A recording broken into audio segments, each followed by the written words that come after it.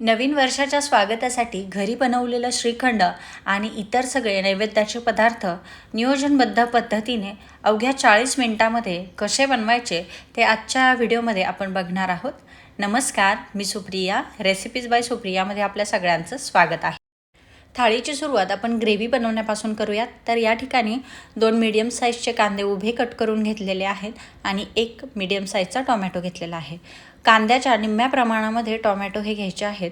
त्यानंतर थोडंसं आलं, 4 ते 5 लसणाच्या पाकळ्या आणि 1 टेबलस्पून इतकं कापून घेतलेलं खोबरं, मूठभर कोथिंबीर आणि या ठिकाणी मी ओले काजू घेतलेले आहेत. ओले काजू नसतील तर नॉर्मल आपले जे काजू आहेत ते भिजत घालून घेतले तरीही चालेल. आता हे सगळे पदार्थ भाजून घेऊन त्याची ग्रेव्ही किंवा वाटण तयार करून घ्यायचं आहे. त्यासाठी कढईमध्ये थोडंसं तेल घालून घेतलं, त्यावरती बारीक चिरून घेतलेला कांदा घालून घ्यायचा आहे. कांदा एक अर्धा मिनिटभर परतला की मग यामध्ये थोडेसे खडा मसाले घालून घ्यायचे आहे. खडा मसाले जर तुम्हाला वापरायचे नसतील तर त्याऐवजी गरम मसाल्याचा देखील वापर तुम्ही या ठिकाणी करू शकता. खडा मसाल्यामध्ये 2 लवंग, 1 वेलची, अर्ध स्टार फूल, थोडीशी दालचिनी आणि तमालपत्र घालून घेतलेलं आहे. तमालपत्र आणि दालचिनी घातल्यामुळे ग्रेव्हीला छान असा फ्लेवर येतो. हा कांदा परतेपर्यंत आपण दुसरी तयारी करून घेऊयात. त्यासाठी मी कुकरमध्ये डाळ घालून घेतलेली आहे. डाळ स्वच्छ 2 ते 3 पाण्याने धुवून घेतली. त्यामध्ये आवश्यकतेनुसार पाणी घालून घेतलं, थोडंसं तेल घातलं जेणेकरून डाळ व्यवस्थित शिजली जाईल. आता याच डाळीमध्ये थोडासा भात देखील मी लावून घेतलेला आहे. आता आपल्याला झटपट थाळी करायची आहे. त्यासाठी मी या डाळीमध्येच टोमॅटोचे काप देखील घालून घेतलेले आहेत. टोमॅटोचे काप यामध्ये घातल्यामुळे वेगळी फोडणी द्यायची गरज पडत नाही आणि मुलं जर टोमॅटो खात नसतील तर ही पद्धत तुम्ही नक्की वापरून बघा. कुकरचं झाकण लावून 3 ते 4 शिट्ट्या करून वरण भात हा शिजवून घ्यायचा आहे. आता या ठिकाणी कांदा देखील छान परतलेला आहे. आता यामध्ये बाकीचे जे मसाले आहेत किंवा पदार्थ आहेत ते घालून घेऊयात. आता यामध्ये बारीक चिरून घेतलेलं खोबरं, आलं, लसूण आणि टोमॅटो घालून घ्यायचा आहे. कोथिंबीर आणि काजू सोडता बाकीचे सगळे पदार्थ यामध्ये मिक्स करून घ्यायचे आहेत.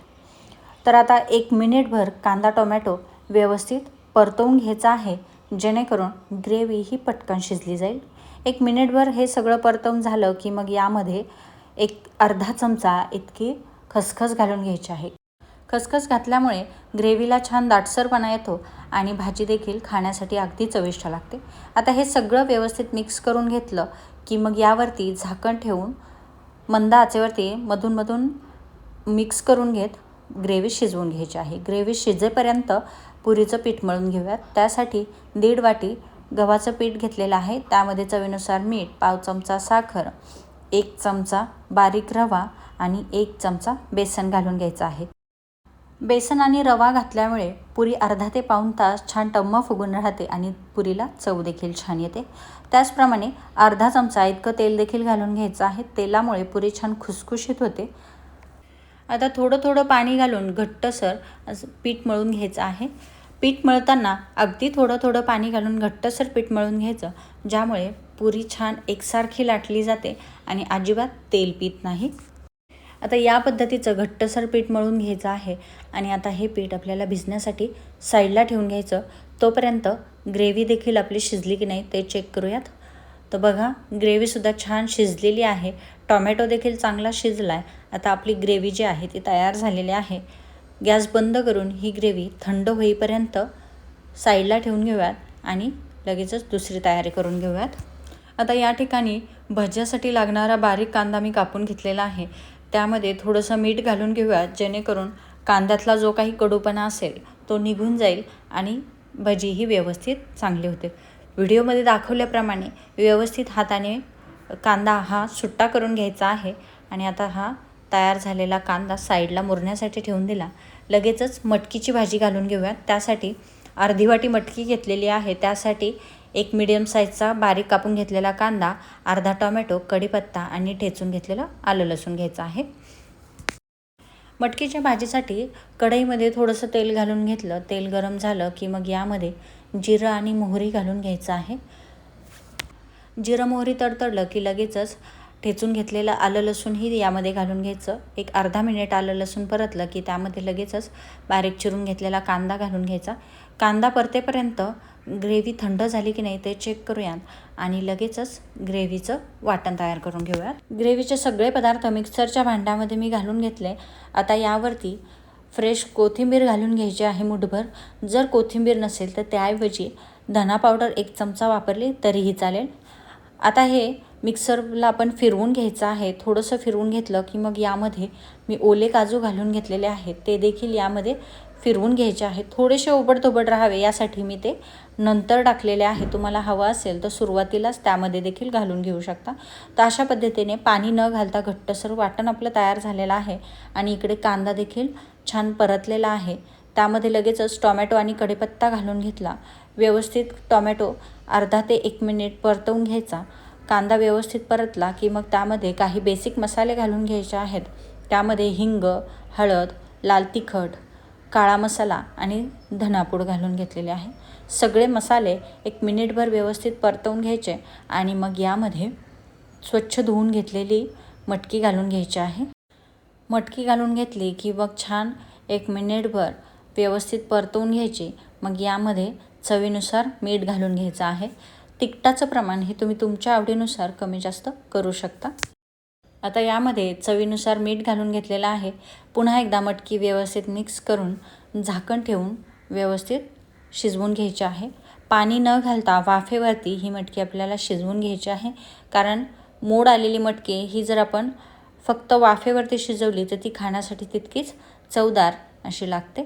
तर या ठिकाणी मटकी देखील एक 5 मिनिटामध्ये छान शिजवून झालेली आहे. तुम्ही बघू शकता अगदी परफेक्ट मटकी आपली तयार झालेली आहे. आता यावरती बारीक चिरून घेतलेली कोथिंबीर घालूयात आणि मिक्स करून साईडला ठेवून घेऊयात. आता लगेचच ग्रेव्ही परतवून घेऊयात. त्यासाठी कढईमध्ये 3 ते 4 चमचे तेल घालून घेतलं. तेलावरती तयार करून घेतलेली किंवा वाटून घेतलेली ग्रेव्ही घालून घ्यायची आहे. 1 मिनिटभर ग्रेव्ही तेलामध्ये छान परतवून घ्यायची. यामुळे ग्रेव्हीत जर काही कच्चटपणा असेल तर तो निघून जातो आणि मग यामध्ये घरगुती साठवणीतले मसाले घालून घ्यायचे आहेत. तर या ठिकाणी मी अर्धा चमचा हळद, 2 चमचे लाल तिखट, 1 चमचा गरम मसाला किंवा काळा मसाला, 1 चमचा धना पावडर घालून घेतलेले आहे. सगळे मसाले ग्रेव्हीमध्ये छान मिक्स करून परतवून घ्यायचे. त्यानंतर तेल सुटेपर्यंत सगळी ग्रेव्ही व्यवस्थित परतवून घेतली. आता यामध्ये मी सोलून घेतलेले ओले काजू घालून घेतलेले आहे. ओले काजू नसतील तर आपले रेग्युलरचे जे काजू आहेत ते भिजत घालून तेही यामध्ये तुम्ही घालून घेऊ शकता. सगळं व्यवस्थित परतवून घ्यायचं. मग त्यामध्ये चवीनुसार मीठ घालायचं आणि गरम पाणी घालून ही ग्रेव्ही मंद आचेवरती झाकण ठेवून शिजवून घ्यायची, जेणे काजू हे व्यवस्थित शिजले जातील. तर अशा पद्धतीने तुमच्या आवडीनुसार घट्ट पातळ भाजी करून त्यामध्ये बारीक चिरून घेतलेली कोथिंबीर घालून घ्यायची. अशा पद्धतीने आपली काजू करी तयार झाली. साईडला ठेवून घेऊयात आणि लगेचच वरणाला फोडणी देऊन घेऊयात. त्यासाठी एका पातेल्यामध्ये थोडंसं तेल घालून घेतलं. तेल गरम झालं की मग त्यामध्ये जिरं मोहरी घालून घ्यायचे. त्यावरती आलं लसूण आणि ठेचून घेतलेली मिरची घालून घ्यायची आहे. व्यवस्थित परतलं की मग यामध्ये आवश्यकतेनुसार किंवा चवीनुसार हळद घालून घ्यायची आणि यावरती मी लगेचच वरणाची डाळ घालून घेतलेली आहे. यामुळे वरणाला छान तडका बसतो आणि छान चव देखील येते. मी कढीपत्ता विसरले होते म्हणून मी वरून कढीपत्ता टाकला. आता यामध्ये चवीनुसार मीठ घालून घेऊयात आणि वरण छान उकळवून घेऊयात. वरण उकळलं की मग यामध्ये बारीक चिरून घेतलेली कोथिंबीर देखील घालून घेतली. अशा पद्धतीने आपलं वरण देखील तयार झालं. आता कढईमध्ये लगेचच तेल गरम करत ठेवलेलं आहे आणि पीठ चांगलं मऊ करून घेऊयात. आता या पिठाच्या पुऱ्या लाटून घेऊयात. त्यासाठी पोळपाटावरती थोडंसं तेल घालून घेतलं. मळलेल्या पिठातला एक बारीक गोळा तयार करून घेतला आणि त्याची आवडीनुसार जाड किंवा पातळ पुरी लाटून घ्यायची आहे. पुरी ही चपातीपेक्षा थोडीशी जाड असावी. जास्त जर जाड असेल तर तेल पिण्याची शक्यता असते. त्यामुळे अगदी थोडीशी जाड अशी पुरी मी या ठिकाणी लाटून घेतली. पुरी लाटेपर्यंत तेल देखील गरम झालं होतं आणि अशा पद्धतीने आपण पुरी देखील तळून घेतलेली आहे. तुम्ही बघू शकता छान टम्म अशी फुगलेली आपली पुरी तयार झालेली आहे. याच पद्धतीने आपल्याला सगळ्या पुऱ्या ज्या आहेत त्या तळून घ्यायच्या आहेत. फुल गॅसवरती पुरी तळल्यामुळे एकतर तेल कमी पिते आणि अजिबात तेलकट होत नाही. तर याच पद्धतीने सगळ्या पुऱ्या मी तळून घेतलेल्या आहेत. पुऱ्या तळून झाल्या की मग लगेचच याच तेलामध्ये आपल्याला भजी तयार करून घ्यायची आहेत. त्यासाठी मीठ घालून मुरत ठेवलेल्या कांद्यामध्ये बारीक वाटून ठेवलेली मिरची, आलं आणि जिऱ्याची पेस्ट घालून घ्यायची आहे. पाणी न घालता मी ही पेस्ट वाटून घेतलेली आहे. आता यामध्ये आवश्यकतेनुसार हळद घालून घ्यायची आहे. अगदी थोडं थोडं करून बेसन पीठ यामध्ये मिक्स करून घ्यायचं आहे, जेणेकरून छान काटेदार भजी तयार होतील. तर साधारणतः अर्धा वाटी इतकं बेसन पीठ मी या ठिकाणी घालून घेतलेलं आहे. कांदा भिजवताना पण मीठ टाकलेलं होतं, म्हणून थोडंसं मीठ मी यामध्ये चवीनुसार घालून घेतलं. व्यवस्थित पाणी न घालता हे पीठ मळून घेतलं. आता यामध्ये थोडीशी कोथिंबीर घालून घ्यायची आहे. व्यवस्थित मिक्स करून घेऊयात आणि याची भजी तयार करून घेऊया. अजिबात पाण्याचा वापर न करता आणि गरजे इतकंच बेसन पीठ घातल्यामुळे छान काटेदार अशी भजी तयार होतात. मंद आचेवरती छान कुरकुरीत होईपर्यंत दोन्ही बाजूनी भजी ही तयार करून घ्यायची आहे किंवा तळून घ्यायची आहेत. तर अशा पद्धतीने सगळी भजी तयार करून घेऊयात. तर अशा पद्धतीने आपलं सगळं जेवण तयार झालेलं आहे. श्रीखंड मी अगोदरच तयार करून ठेवलेलं होतं, त्याची लिंक डिस्क्रिप्शन बॉक्समध्ये दिलेली आहे. ती एकदा जाऊन नक्की बघा. अशा पद्धतीने अवघ्या 40 मिनिटामध्ये आपली सगळी थाळी जी आहे ती तयार झालेली आहे. ओल्या काजूची भाजी, मटकीची भाजी, भजी, पापड, वरण भात, त्यावरती थोडंसं साजूक तूप आणि गरमागरम टम्म फुगलेल्या पुऱ्या. तर अशा पद्धतीने गुढीपाडवा विशेष झटपट थाळी ही तयार झालेली आहे. तुम्हाला जर आजची ही रेसिपी आवडली असेल तर या गुढीपाडव्याला या पद्धतीने तुम्ही देखील झटपट थाळी नक्की तयार करून बघा. अशाच नवनवीन रेसिपी बघण्यासाठी रेसिपीज बाय सुप्रिया चॅनलला फॉलो करायला विसरू नका.